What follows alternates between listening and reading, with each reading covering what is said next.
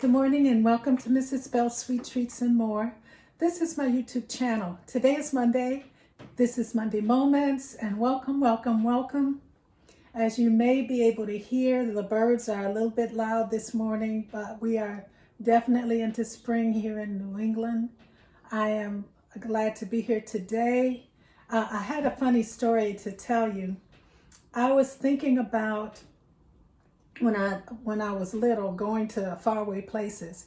And as I was thinking about these faraway places, I always thought that when my friends would talk to me, they would say they were going down south. So I thought that down south was a real place.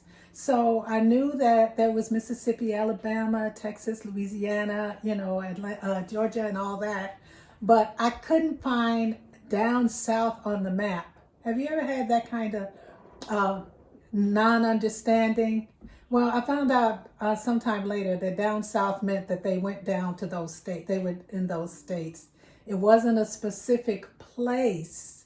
It was a location, but down south for somebody in Atlanta was down south also for someone in Mississippi. So I thought that was kind of funny. And as I'm making this goodness today, I was thinking about something about that I used to hear about key lime pies and I used to think they were pretty good. I liked them okay, but I kept imagining all the things you had to do for it. Today I'm going to do something a little different. We're going to go not down south, we're going to go to New England and we're going to make a simple a key lime pie-ish. I couldn't find the key limes, so I just used the limes. The key limes tend to be smaller and sweeter. I couldn't find them, so I'm using regular limes here. But I want to show you how you can make this real simple and delicious dessert. So of course I'm starting with some limes, and I've already zested 2 of them, and I have the zest here. And those 2 that I zested, I also am going to use the same ones to juice to go on the inside. I'm going to have some sweetened condensed milk, anybody's brand, Philadelphia cream cheese, 2 packages, whoever's on sale. And this is empty because I've already put my cream cheese in here. So I'm going to get started. I'm going to move some of this out of the way and I'll be right back. Well, I've already begun. I did a little whipping of my cream cheese. It wasn't cold, but I just wanted to make sure it wasn't clumpy. And I'm going to add some sweetened condensed milk. And of course, the link will have the recipe portions. And I use this quite a bit. I had some in the freezer that I had been saving, but it's all gone. So I'm using a cup, and I spray mine a little bit with Pam. It just, for me, it loosens it up nicely so that I get more of it in there. This is slightly more than a cup in the can, and it is very wonderful. So I'm just going to pour that in there with my cream cheese, and I'm going to let it go for a little bit, because I want it to get well incorporated into the cream cheese so that they are one. I'm often reminded of teams and choirs. I used to be over choirs in several different places. And one of the things I noticed was that people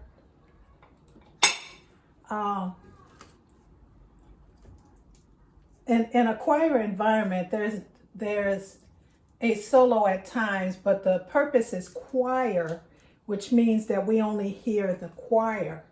And sometimes there are those voices that are not as melodious as others.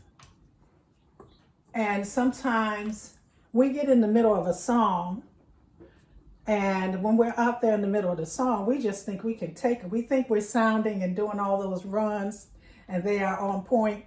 Yeah. But most of us know that, yeah. it's not. So we don't want our cream cheese to be out there as a solo, nor do we want our sweetened condensed milk out there being a solo. We want everybody together to sound like a choir. Not somebody sticking out and being a starer, but everybody is a starer with a choir. So I'm going to just mix this for a little bit, and I'll be right back. Okay, I'm back, and I'm going to add just a tiny bit of vanilla. You can skip this all together, but sometimes when you're adding food together, ingredients, sometimes, again, we have a choir member that wants to be the star. We don't want it to taste like it's something we did quickly. We want it to taste like something that's enjoyable to eat, but we don't want anything sticking out. So I'm scraping it down, and you can see how creamy it is. Oh, it's beautiful. So I'm scraping it off the paddle, and I'm going to prepare to add my lime and lime zest.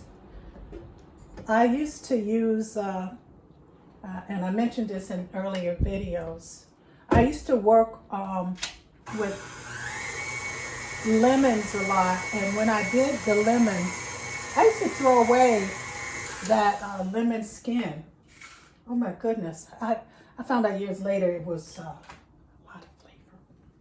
So I am going to, as you can see, my lime is very juicy because I microwaved it.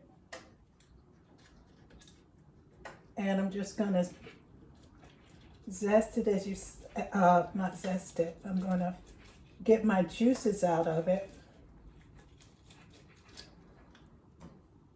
And it's a lot of juice, you can maybe see it.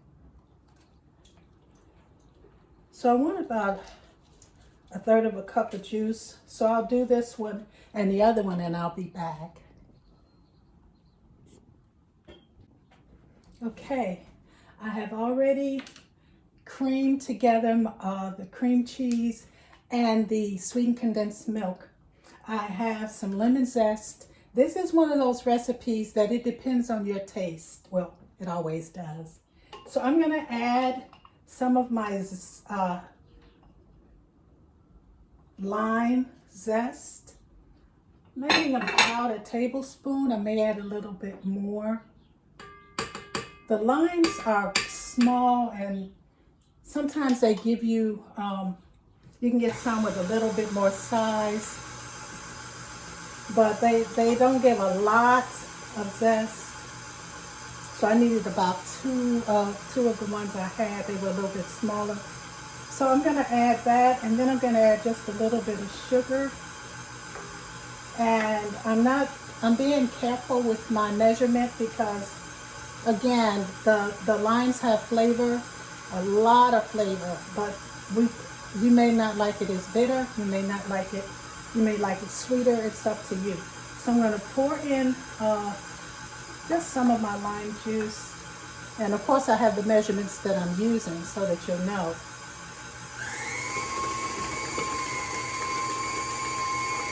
I've got a nice breeze coming in the window, and it is really nice.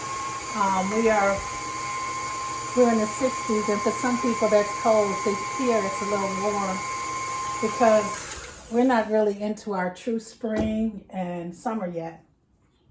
We still have a little ways to go. Winter lets go when it lets go. And a calendar doesn't determine where I am. It just says where I am in proportion and according to where I am here. So I'm going to stir this a little bit, and then I'm going to taste it and see where I am. With my flavors. Because again, they are different.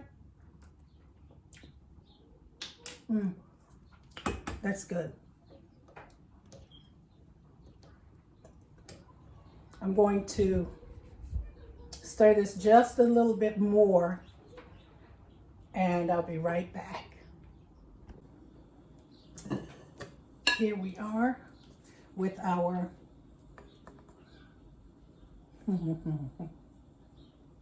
Easy key lime pie. And now I use this combination, some of this combination with my lemon and my pineapple dream pie.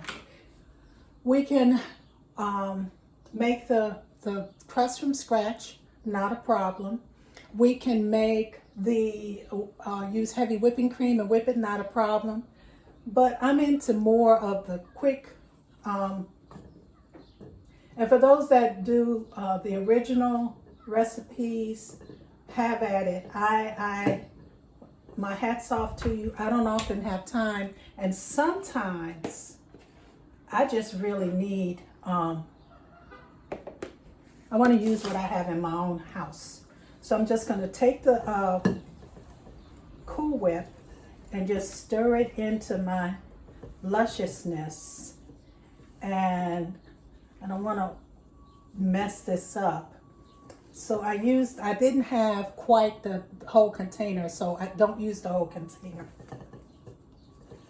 But I wanted to make sure you knew that I was using the Cool Whip.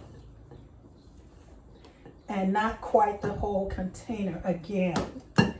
This is always to your liking or non-liking. So I'm just going to keep stirring it from the bottom up to get it well incorporated. It looks absolutely amazing. Getting that bottom up. Isn't that the story?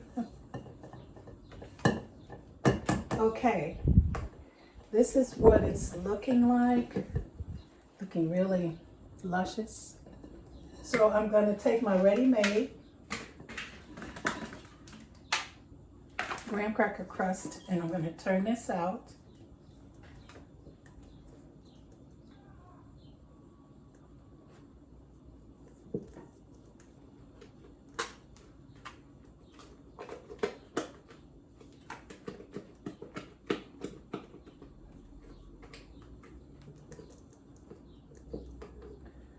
And because I'm going to be adding more Cool Whip on top, I got the larger one. So I'm just going to take it and incorporate it in. Oh, it's so beautiful. And then it goes in the freezer or the fridge for a few hours. So it can certainly be made early, but I would suggest it be served cold. So you want to make sure it's cold when it's done, especially if you're using that graham cracker crust. I could eat this by itself. Oh, and the older size always works well for me. And you can see the little flecks of lime in there. And then you can, you can do however you want your top to be. And I'm going to pat it a little bit because I don't want it. So I'm going to pop this in the freezer, well, in the fridge for a few hours. And then we're going to have this deliciousness. I saved some of my shavings to garnish on the top. And I hope you get to come back and enjoy this pie. Well, welcome back, and here is our pie. And I've got some zest here. I'm just gonna put over it.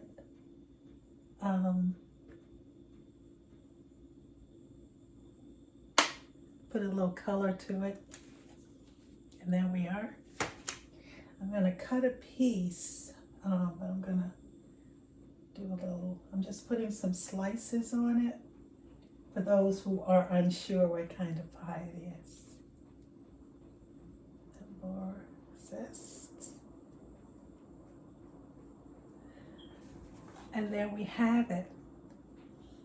I'm going to take a picture and be right back. Here's our pie.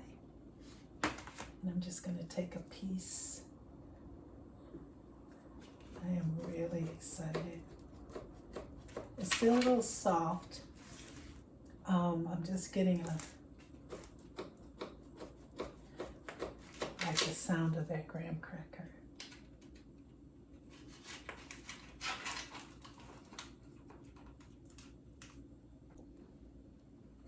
Well, here's our pie. Oh my goodness. Oh my goodness. That's all I have to say. I didn't, I only let it, put it in the fridge for just a couple hours.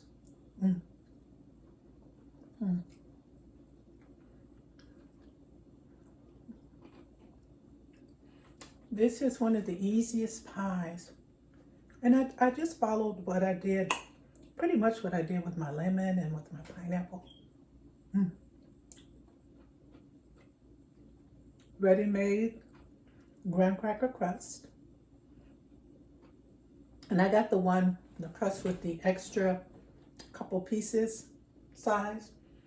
When I put some lime, and of course you can click on the link for the ingredients and quantities. Together we can do this.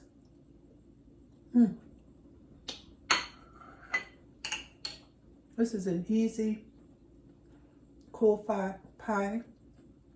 I hope you get to enjoy it. Let me know, and we'll talk soon.